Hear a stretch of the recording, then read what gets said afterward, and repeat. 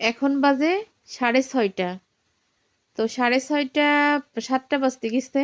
তো এই 7টার সময় কিন্তু আমি মাছ কাটতে বসছি। দেখেন কত সুন্দর সুন্দর তাজা মাছ। তো সারাদিন মেহমান ছিল, ছোট বোন ছিল, চলে গেল আজকেরা।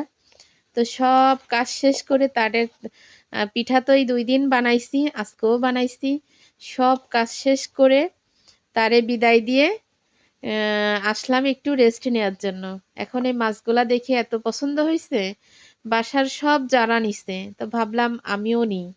কষ্টরে আর কষ্ট মনে করলাম না, আমিও নিলাম, নিয়ে কাটতে বসে গেছি। দেখেন সব মাছ আছে, পুঁটি মাছ আছে, এই যে একটা বালি মাছ আছে, এই যে আছে অনেকগুলাই বালি মাছ আছে, পুঁটি মাছ আছে। তো আমি এক হাত দিয়ে বসে বসে কিন্তু ভিডিও করতেছি। আসলে ভিডিও করার কথা আমার আগে মনে ছিল না, তা ভাবলাম বসে বসে বাঁচতেছি যখন, তখন আপনাদের দেখায়। এ দেখেন এক হাত দিয়ে কিন্তু সব করে ফেললাম। এই যে, এই যে কাটা হয়ে গেছে। এইগুলা কিন্তু এই যে আমি কাটিছি। এই যে মাথা ফেলে দিচ্ছি না, মাথা রেখে দিচ্ছি, শুধু লেজ আর হচ্ছে পেট ফেলে দিচ্ছি। এই যে কেটে কেটে এইখানে রাখতেছি। আসলে মহিলা মানুষ কাজের ভয় পেলে কি আর সংসার হয়? রাত নেই দিন নেই, সবকিছুর জন্য প্রস্তুত থাকতে হয়। মহিলা মানুষ হচ্ছে যুদ্ধের সৈনিক, যখন যখন ডাকবে তখন যুদ্ধ করতে চলে যেতে হবে।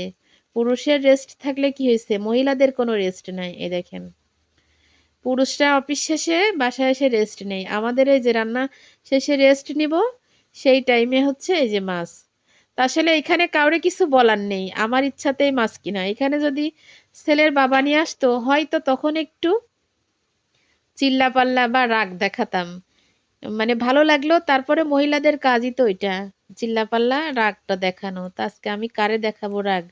কিনলাম তো নিজে, সে তো আর দেশে থাকে না, বাসায়ও থাকে না। তো দেখেন তো কত সুন্দর মাছটা, একদম সদ্য তাজা মাছ।